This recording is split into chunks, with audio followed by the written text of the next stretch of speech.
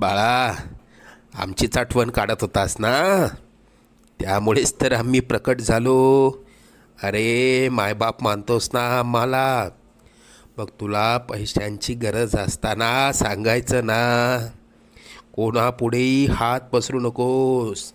लोक 2-4 हजारांची मदत करतीलही, पण तुझ्या मागे सर्वांना तुझी मजबुरी हसत सांगतील.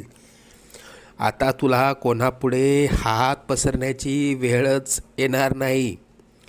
तू आजपर्यंत भरपूर दुःख सहन केलंस.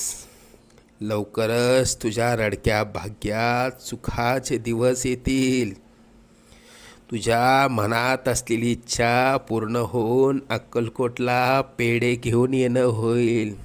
येशील ना आम्हाला भेटायला अक्कलकोटला? सगळं मनासारखं होईल. निश्चिंत राहा.